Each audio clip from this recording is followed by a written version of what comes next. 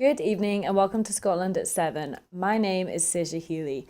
Tonight I am joined in the studio by show regular Maureen Watt. Maureen, how are you this evening?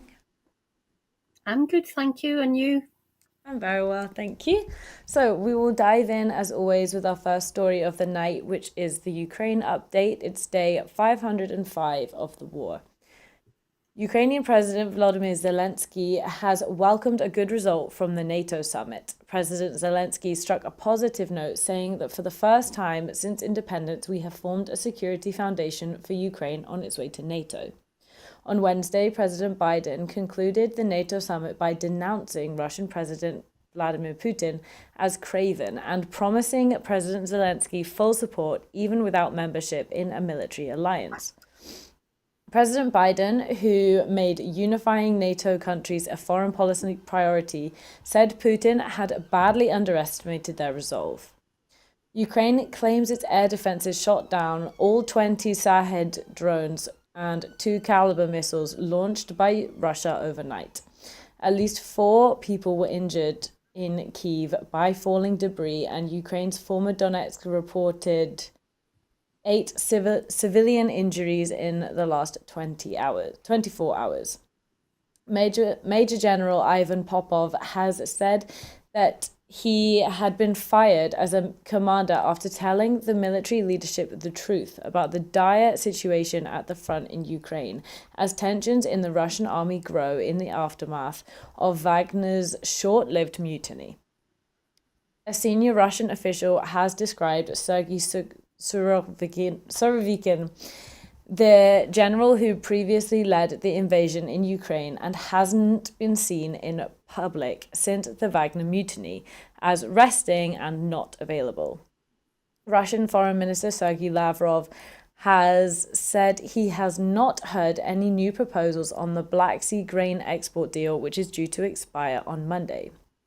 Vyacheslav Gladkov, the governor of Belgorod region in Russia, reported sustained instances of cross-border shelling from Ukraine. The UK Ministry of Defence has suggested that Russian forces have been using improvised car bombs in the Donetsk region, possibly instigated due to the experience of the Chechen forces deployed there. Turkish President Recep Tayyip Erdogan has said that Sweden's NATO accession will not be put to the Turkish parliament until autumn when it reopens. So, Maureen, with Biden's foreign policy priorities when it comes to incorporating all these military alliances, how do you think that that's going to impact Ukraine going forward, especially with the accelerated entry into NATO? Well, I think President Zelensky had a very good visit to the NATO summit, and I think he could have gone back to his own country feeling very, how can he be content in this time, but very pleased that he has the backing of so many NATO countries.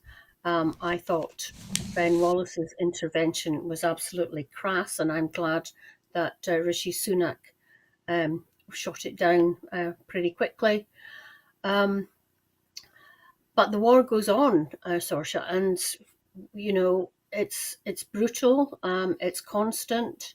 The Ukrainians don't seem to be making as much progress as they thought, but Russian lives and Ukrainians seem to be totally dispensable in this war, and Putin shows no sign of wanting to um, get it finished one way or another. And of course, it's been said that he'll be quite happy to keep it going, and that makes it longer before Ukraine can join NATO. So unless Ukraine can make a huge push over the rest of the summer, it looks as if it's going to be a very long, drawn out war. And do you see, obviously, they've had the summer offensive has been different to what people thought initially that it was going to be. Do you think that that push over the summer is going to happen or not so much? It's very difficult to tell.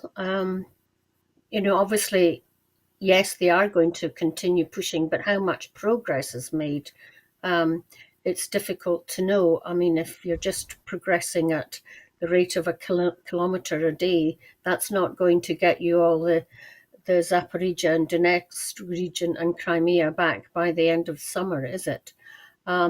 We have, of course, heard in the last few days that a senior Russian general has been killed by the Ukrainians and that another one has been fired. So clearly there are huge tensions within the Russian army. But yeah, we'll just have to wait and see. It's impossible to tell at this point. So, our next story of the night, the UK economy has shrank by 0.1% in May after a hit to activity from a trio of bank holidays, including the coronation. The Office for National Statistics said that the GDP fell on the month after a growth of 0.2 in April, as manufacturing, energy generation, and construction all dropped as some industries were affected by one fewer working day than normal. City economists had forecast a bigger fall of 0.3%. While coronation festivities helped to provide a boost for some businesses, the pubs, bars, and restaurants all suffered a fall in consumer spending after a strong April, while employment agencies also struggled amid a slowdown of hiring demand. The arts, entertainment, and recreational sectors benefited from the extra bank holiday, the ONS has said. The figures come as the Bank of England prepares to raise interest rates for a 14th consecutive time amid growing concern over high inflation, adding to pressure on households and businesses in a development expected to weigh on economic growth in the months ahead. The GDP figures come as the Office for Budget Responsibility, the OBR, has said that the UK's public finances are in a very risky period after a series of major shocks that have driven the nation's borrowing costs to rise at the fastest rate in the G7. The OBR said national debt could surge to more than 300% of GDP by the 2070s, up from about 100% today. And the government was not taking measures to make big changes in the short term. Despite promises made by successive Conservative-led governments to reduce Britain's debt pile, the OBR said the objective was only achieved in 3 out of the last 12 years, and by a relatively small 3.4 percentage points in total. The SNP economy spokesperson Stuart Hosey, MP, said the UK's stagnating economy has continued to slip further and further behind that of the EU's as a direct result of the damaging Brexit supported by both Labour and the Tories.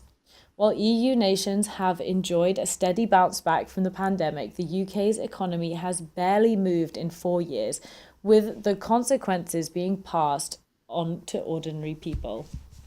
So, Maureen, going off Stuart Hosey's statements on this topic, if you compare what can be done by Holyrood for Scotland in the current setup of the devolution. Well, without the control of all the levers of the economy, not as much, of course, as we would like with independence, until we have our own central bank and control of all the economic and financial levers of a proper independent country, it's going to be really difficult.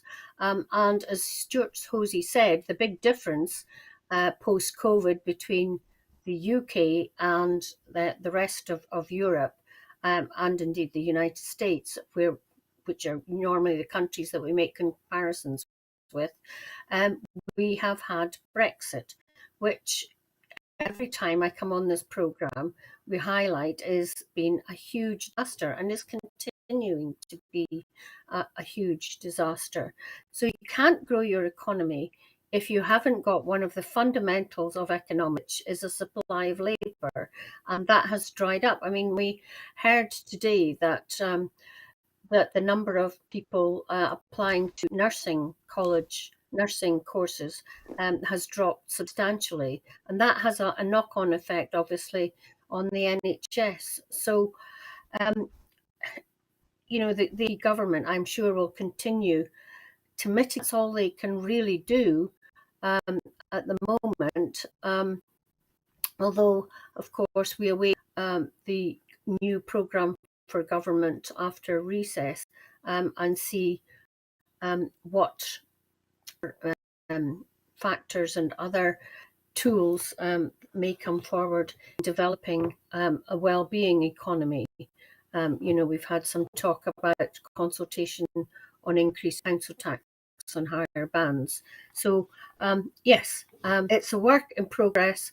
The big disappointment is that we can see absolutely no light at the end of the tunnel, because even with our government, there doesn't seem to be any hope given to people, any real changes that are going to make a difference to the misery of recession and that we've had to bear for the last 13 years of a Tory government.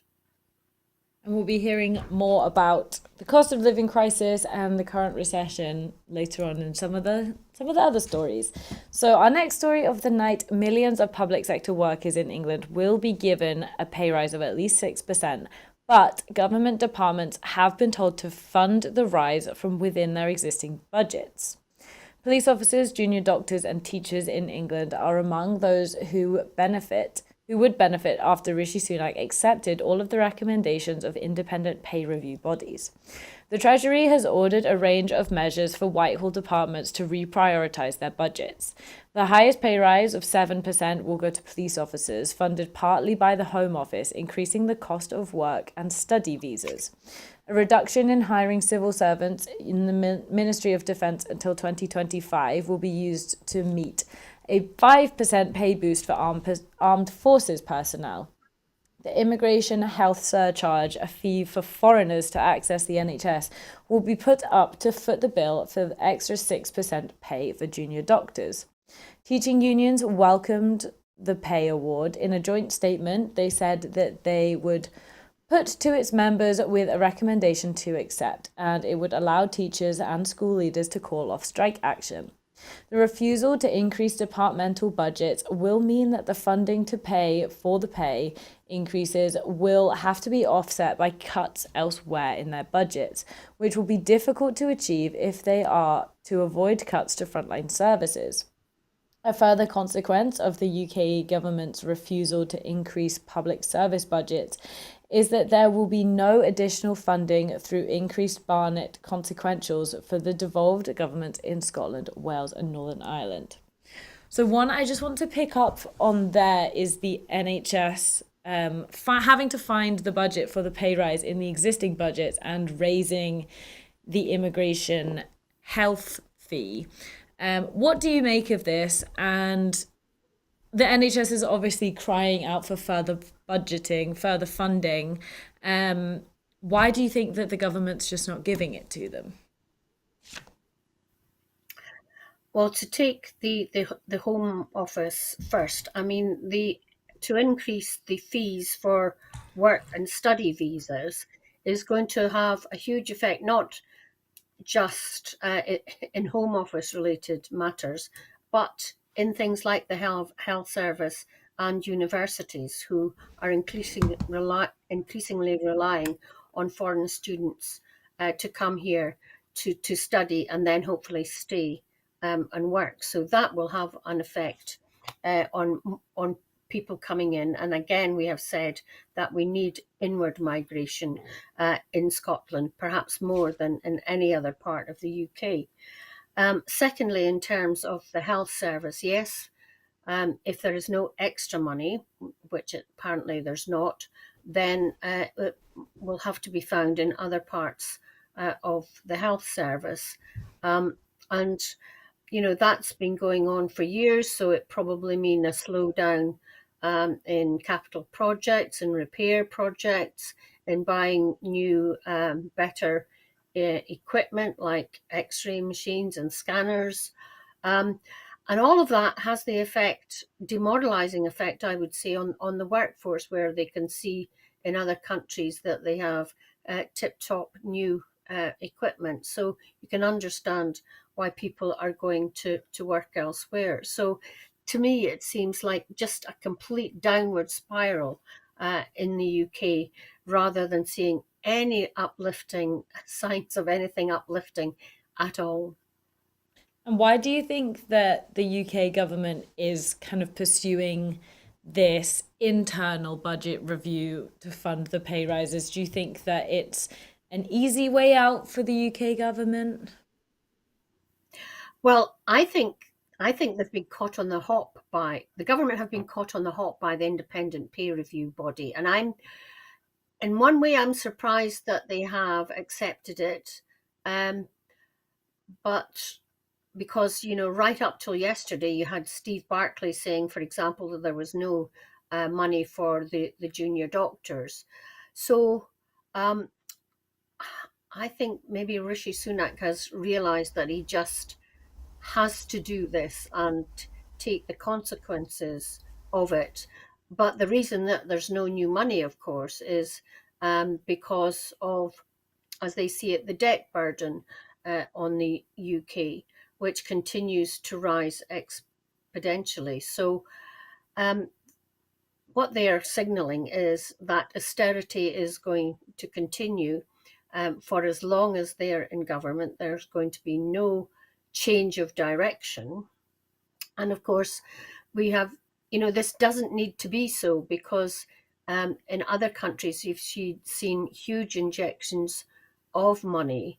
Okay, it's led to an increase in the debt, but because you're rebooting the economy, if you like, then you're getting more taxes, more people in work, and the economies there are picking up. So that is one way of doing it, but Britain has chosen not to do that. Continue with austerity for the vast majority of people, while their own pals are making lots of money, because interest rates help those who are savers and have money. So we're going to stay with the NHS for the next story. So junior doctors began a 5-day strike in England today in what is being called the longest walkout of its kind in NHS history.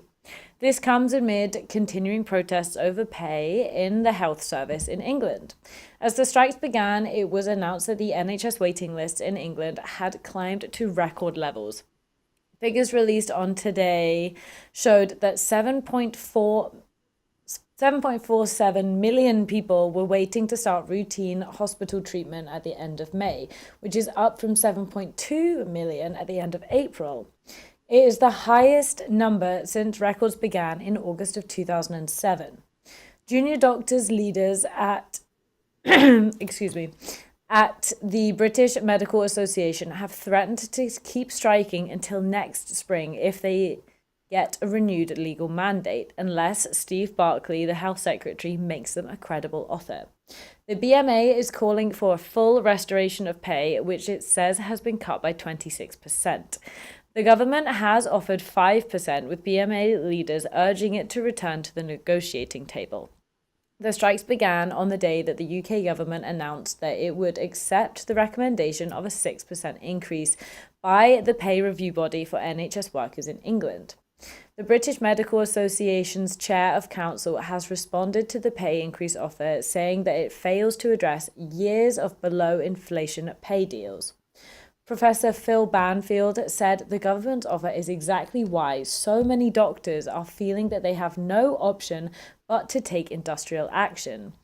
The BMA co-chair, Dr. Vivek Trivedi, said the pay offer on the table to junior doctors in Scotland and how it was reached throws into sharp relief the obstinate approach being taken by the Prime Minister and the Health Secretary Steve Barclay. Last week, the Scottish Government and the BMA agreed a record 12.4% pay increase for junior doctors and doctors in training for 2023 to 24. The agreement, coupled with the pay rise of 4.5% awarded in 2022-23, this amounts to a cumulative increase of 17.5% over 2 years. The deal also includes a commitment to future years' pay, contract and bargaining modernisation. The Scottish pay deal represents a £61.3 million investment in junior doctors' pay, the largest in the last 20 years and the best offer in the UK, and means a doctor at the beginning of their career would receive a salary increase of £3,429 in 23-24. For those at the end of their training, the rise would be the 7,111 over the same period. The Scottish deal also averted the cancellation of operations hospital appointments, which would have been the result of strike action going ahead. So, Maureen, there's a very clear division between England and between Scotland. It might be an obvious question, but why do you think that there is this huge difference between the way that the government has been handling the strikes and the junior doctors? Well, I think there's an arrogance in the British government, the British Tory government, that think that people should just get on with their work for whatever pay. Whereas in Scotland, I think since the SNP came to power, we have always tried to negotiate, tried to consult, tried to bring people into the tent rather than keep them out, and discuss all sorts of future policies and future direction with the unions, with the health organisations, and certainly in terms of pay, it has been a case of sitting down and negotiating at a much earlier stage than they do in Whitehall. And I think that is part of the reason why we have not, thank goodness, seen health strikes in the health service. And, you know, it's because we want to have a fairer, more equal society. And that is just not on the radar of the Westminster government. And I think that has helped in negotiations across the public sector, and is held up as a beacon of the way to do things by even the mainstream media today, and this week and during these negotiations. But of course, you never hear that said in Westminster.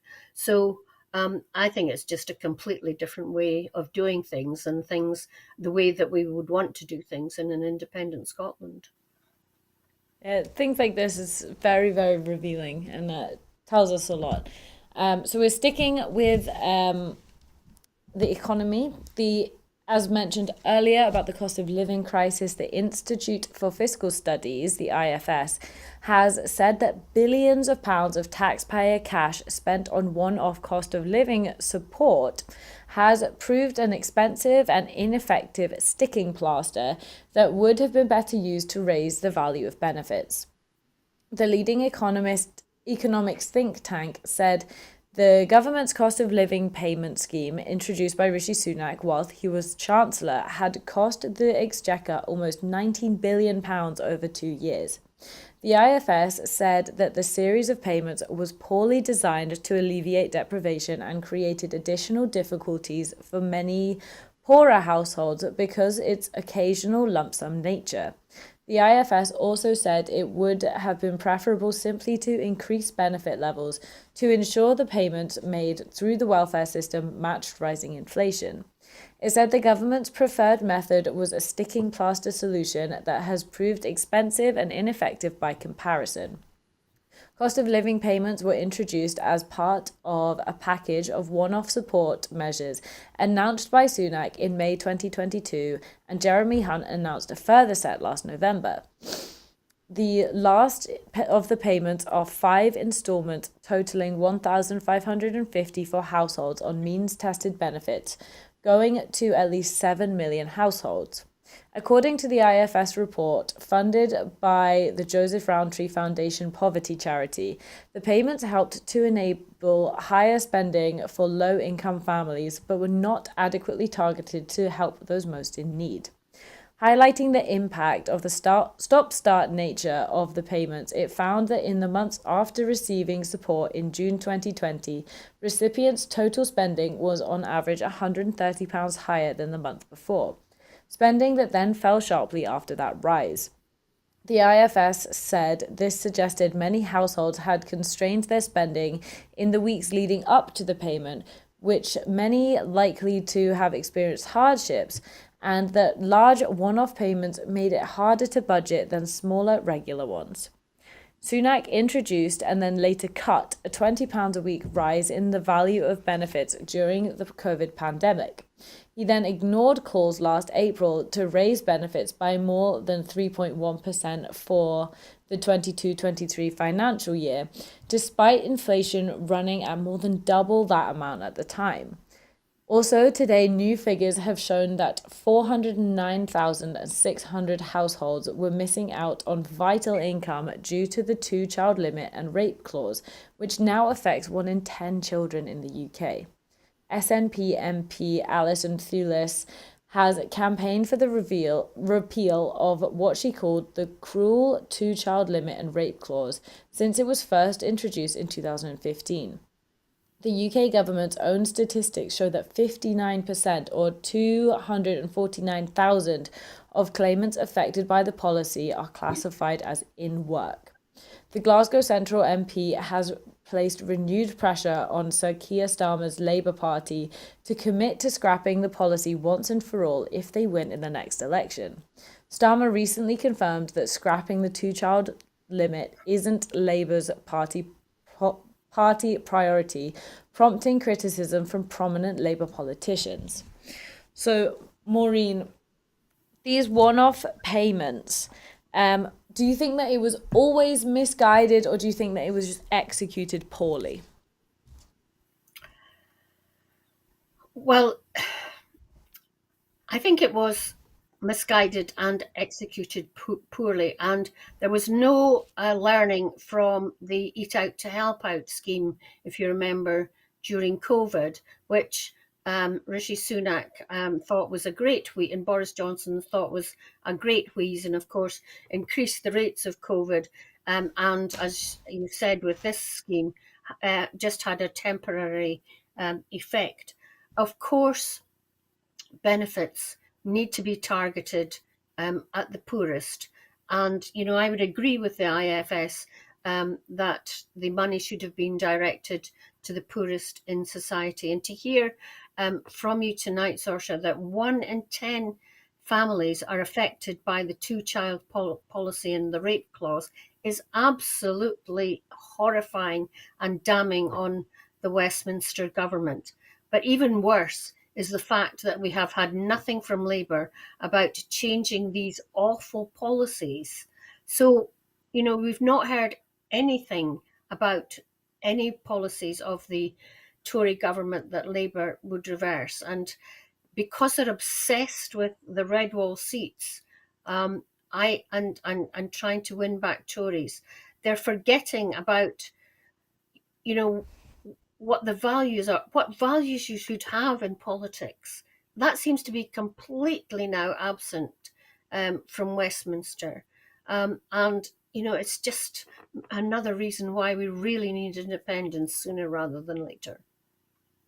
It's crazy to see that the focus that they're putting on that red wall coming up to a new election. So, legal changes brought by the UK government to let agency staff fill in for striking workers has been quashed by the High Court, with ministers' approach to the policy being labelled as irrational. As numbers of unions, including ASLEF, the RMT and Unite, joined in legal challenge to strike-breaking regulations announced last summer by the government as it faced widespread industrial action across rail and other sectors. Unions argued that the changes to regulations announced by the then Business Secretary Kwasi Kwarteng undermined the right to strike and were made unlawfully. In June 2022, Kwarteng voted to quickly press through changes repealing these 1970s-era restrictions to give businesses freedom to access fully skilled staff at speed. The then Transport Secretary, Grant Shapps, said it was a vital reform to minimise strike disruption. In a verdict delivered today following a hearing in May, Mr. Justice Linden ruled that Kwarteng showed little interest in evidence or consultation, and his approach was so unfair as to be unlawful and indeed irrational. It also said that Kwarteng committed to changing regulations when the advice to him was that it would be of negligible short-term benefit and probably be counterproductive. Responding to the judgment, Unite Secretary General Sharon Graham said this is a total vindication for unions and for the workers. The change was one of a number that the government proposed to minimize the effectiveness of strikes, including ensuring unions and workers were legally bound to provide some services during planned industrial action. The strikes minimum service levels bill is still going through Parliament. The Trade Union Congress said that the ruling was a badge of shame for the government and damning in its assessment of Kwarteng's conduct. Employment law is reserved to the UK government, and the proposed changes could have been used by employers against striking workers in Scotland and across the UK. So, Maureen, what's your opinions on the ruling? Is it that big of a win for the unions and for the people who are currently on strike and will be going on strike in the future? Well, I think, yes, you don't often hear of, I was going to say, the public sector taking in agency workers to cover things. But anyway, I think, hooray! This is a good news story, and one that I haven't heard yet on the mainstream media. And thank goodness for common sense of a high court that is still independent of political parties, unlike what we see in the United States. So yeah, this is a good news story. It's common sense, and thank goodness that the unions have fought against these proposals from Kwasi Kwarteng, and that common sense has prevailed. But I wouldn't put it past the Tory government, unless they run out of time, of trying to, I don't know if they have the right of appeal on this, trying to come back with other such legislation, because if nothing else, and there are lots of things, they are definitely strike breakers. That they are. So we are staying with strikes for now. So moving across the pond to America, the Screen Actors Guild, American Federation of Television and Radio Artists, SAG-AFTRA, the union, which represents 160,000 in America, has recommended strike action after a midnight negotiation deadline passed with no agreement, as the industry braces for the possibility of the first simultaneous strikes by Hollywood writers and actors in more than 60 years. In a statement, SAG-AFTRA said its negotiating committee had voted unanimously to recommend a strike. The National Board will decide on Thursday morning. It said after more than 4 weeks of bargaining, the Alliance of Motion Pictures and Television Producers, the AMPTP, the entity that represents major studios and streamers including Amazon, Apple, Disney, NBC Universal, Netflix, Paramount, Sony, and Warner Brothers, Discovery remains unwilling to offer a fair deal on key issues that are essential to SAG-AFTRA members. The SAG-AFTRA president, Fran Drescher, said the companies have refused to meaningfully engage on some topics, and on others we are completely stonewalled.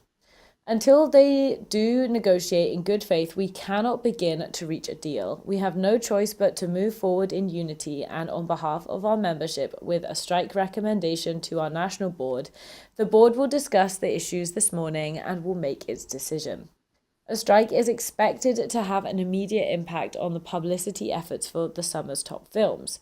The Thursday evening premiere of Oppenheimer in London has been moved to start an hour earlier so the cast can attend regardless of the outcome. Other major commercial films, including the Barbie movie and Mission Impossible Dead Reckoning Part 1, have already hosted their world premieres, though their stars will be restricted from participating in further promotional events. The strike might also delay the Emmy Awards until later in the autumn or even next year, the industry publications have reported. The simultaneous strikes of writers and actors is expected to cause serious disruption to the industry, with major ripple effects for other workers and the Los Angeles economy. The Writers Guild of America strike, which started on the 2nd of May, is entering its third month with no end in sight. Before negotiations with the studio began this year, the membership of the Actors and Writers Union voted overwhelmingly to authorize a strike if necessary, a sign of deep frustrations among Hollywood's creative workers over what they say are declining shares of studio profits, increasing precariousness of their jobs, and concerns about being replaced by artificial technologies.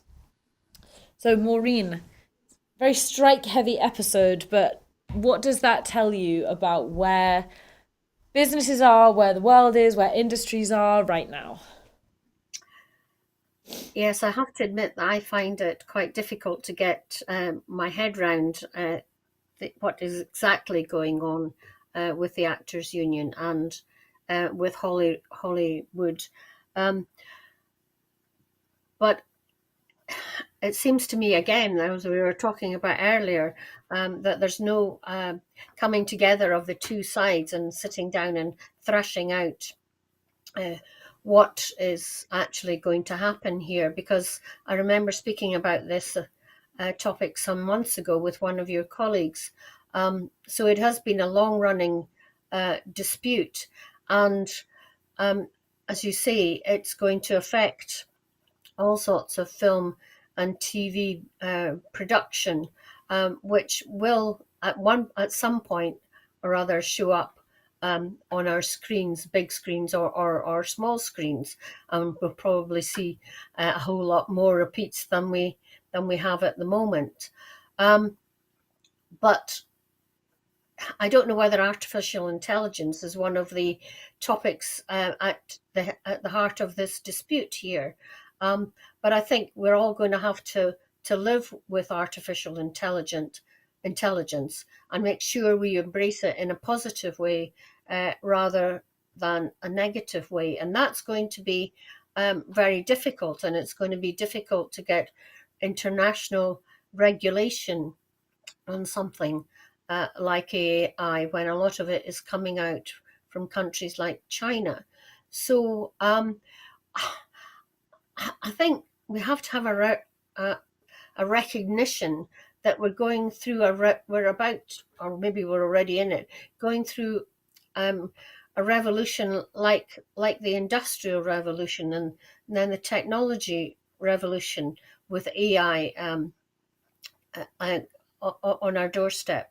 And we really have to sit down, everybody, and embrace what's ahead of us rather than continually taking strike action and producers and film companies digging their heels in, I think.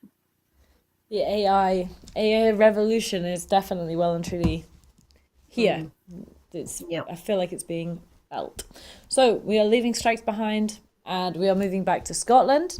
So after almost 30 years of service, Scotland's first commercial wind farm has been powered down in preparation of the site being supercharged to help meet the UK's net zero targets.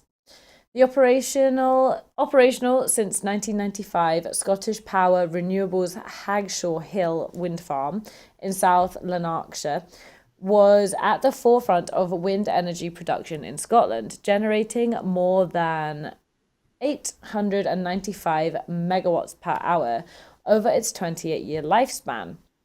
Now, the 16 megawatt site is about to undergo a process of repowering, becoming home to 14 new wind turbines with a combined capacity of over 79 megawatts.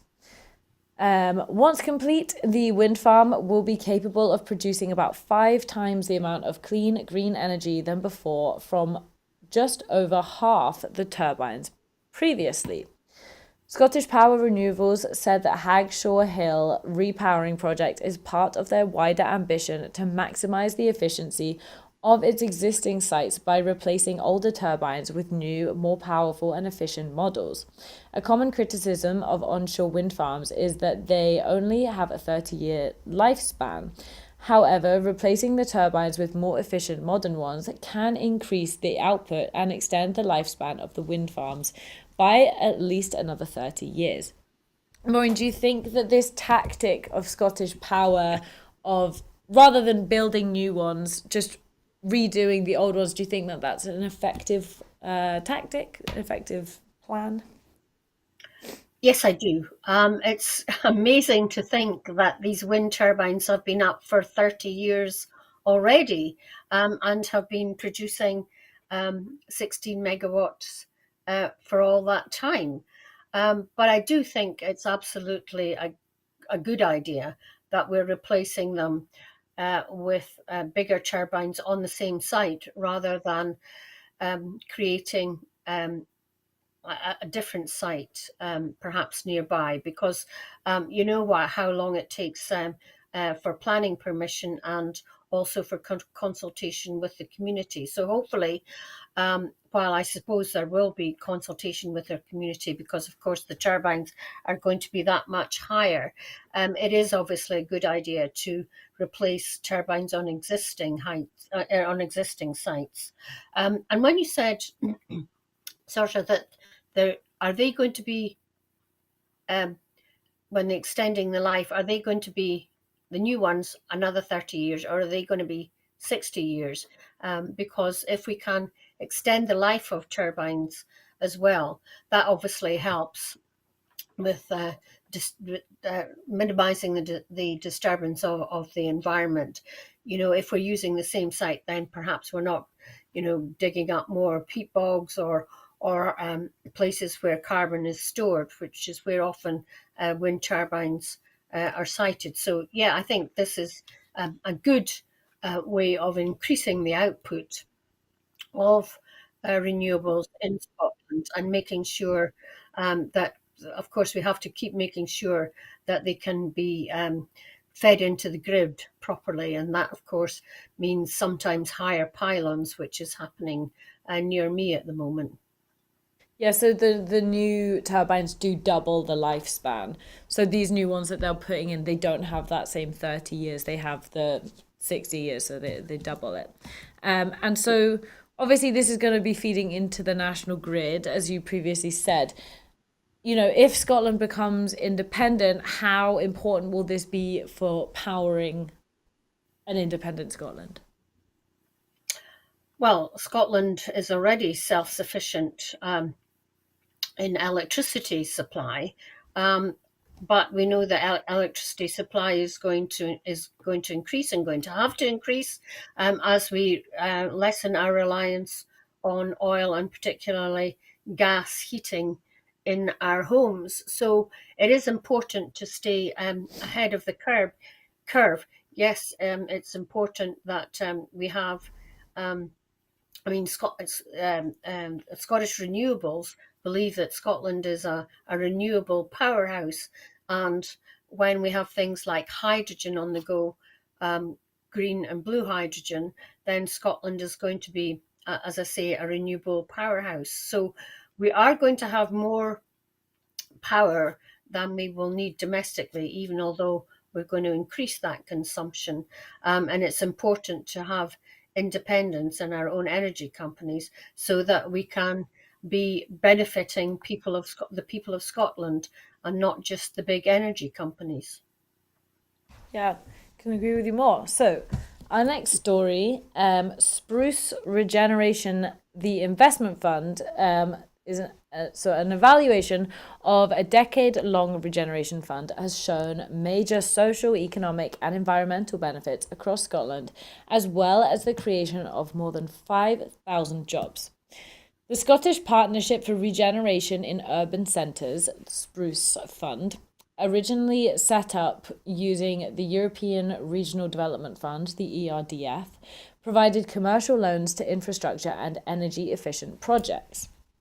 The evaluation found that Spruce achieved a strong leverage with 425 million of capital invested from third parties throughout the process. The total development, the cost of the project supported exceeded £519.1 million, with Spruce providing 26% of the total funding requirement. The fund supported 18 urban development and energy efficient projects, which delivered a range of social, economic, and environmental benefits across Scotland, which would not have happened in the timeframe had Spruce funding not been available.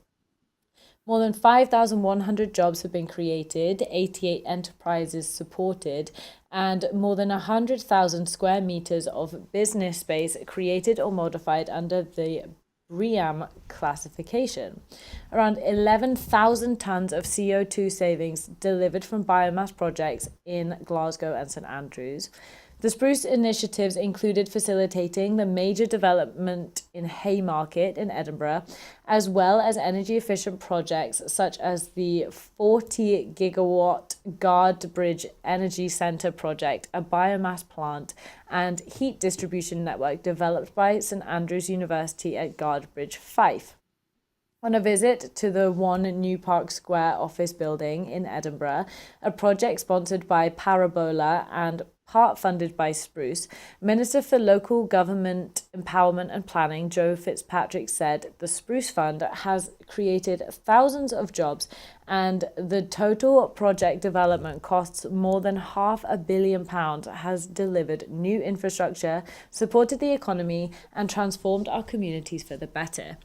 One thing I just want to pick up on that, Maureen, is that part of this, without the EU and the EU funding, Spruce would not have happened. You know, how important do you think it is to recognise this EU developmental fund, and do you think it will be missed now that we're no longer in the EU? Absolutely, because any funds that the Westminster government have said are to replace EU funding are nowhere near the size that the EU has provided, and you know wouldn't fund something as innovative as this. I mean, this sounds like a really good report on this project, because not only has it been regenerating areas, but it has been transitioning to renewables. And I think more and more people, maybe especially I'm coming it from somebody living in the Northeast, showing that there are jobs available in renewable and regeneration. And I think the more people that can find out about these projects, see that they work, see that they're creating employment, regenerating areas and transitioning to renewable energy, the better, because this is exactly why we find some reticence in the Northeast, because people cannot see anything tangible to show that this actually can work. And I think, as I said, it's really important that maybe through the net zero fund, something like this is worked on, is trialed and piloted, and takes place in every area of Scotland, to see what the future could look like if we get the seed corn funding to be able to make these things work. So again, tonight, this is another good news story, I think. And so our final story of the night. Almost 1,200 long-term homes are being brought back into use for those fleeing war in Ukraine through an innovative approach. The Scottish Government's £50 million Ukraine Longer-Term Resettlement Fund supports local authorities and registered social landlords to improve properties that are currently void. The fund was launched in September 2022 following a successful pilot, and has so far provided 14 approved projects with £23 million of grant funding, helping to bring 1,186 68 homes back into use. The fund remains open for applications. Almost 1,000 Ukrainian people are already living in 450 of these refurbished homes. A further 225 homes have been completed and are in the process of being tenanted. Social Justice Secretary Shirley Ann Somerville announced the latest figures on a visit to see progress at a housing site in Edinburgh. Ms. Somerville said, "We stand in solidarity with the people of Ukraine and are determined to do all we can to help those who wish to build their lives here in Scotland. Our innovative £50 million programme provides a vital lifeline for those fleeing the war by providing long-term and secure accommodation through reclaimed empty homes. I am proud that Scotland has been able to play its part and pleased to see us reach and surpass the crucial milestone of 1,000 homes for displaced Ukrainians. We've been able to house hundreds of families and individuals in safe accommodation so far, and we will continue to work closely with councils and housing associations as we build this excellent progress." Just a really quick comment because we're coming up to the end of the show, but would you say this is another good news story? Absolutely.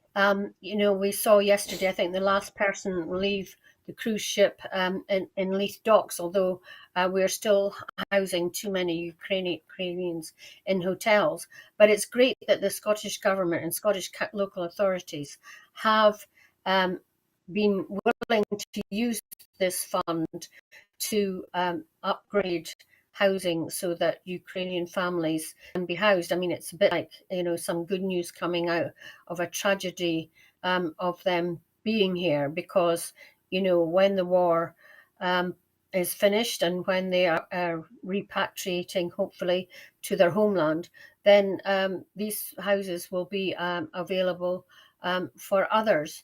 So this is, yes, a good news story. It's been a majority, I think, of good news stories tonight instead of the normal bad stories that we have. So it's been more enjoyable.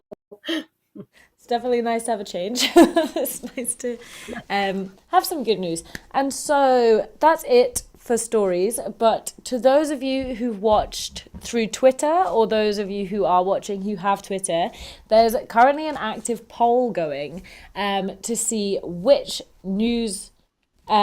Scottish news can you trust on international stories with a Scottish perspective. So the options are obviously us here at Broadcasting Scotland, BBC Scotland, or STV. Now, 82% of 833 votes have voted for us at Broadcasting Scotland. So thank you to you guys out there viewing who have voted for us already. If you haven't seen the poll, get onto our Twitter. It's just at Broadcasting Scotland, and share it, vote on it, retweet it, and just get the word out about Broadcasting Scotland, because as you know, we rely on the generosity of the viewers, you at home. And so to everyone who's donated and signed up to make regular monthly payments, thank you so much. Our programmes will, of course, always be free to view. However, if you can afford £5 a month, please consider becoming a Broadcasting Scotland supporter. We've set ourselves a target of adding 10,000 new subscribers to enable us to employ staff and to make even more programmes for you at home to watch. Thank you so much, Maureen, for joining me in the studio tonight. I hope you've had as much fun as I have. Good night to everyone watching, and thank you.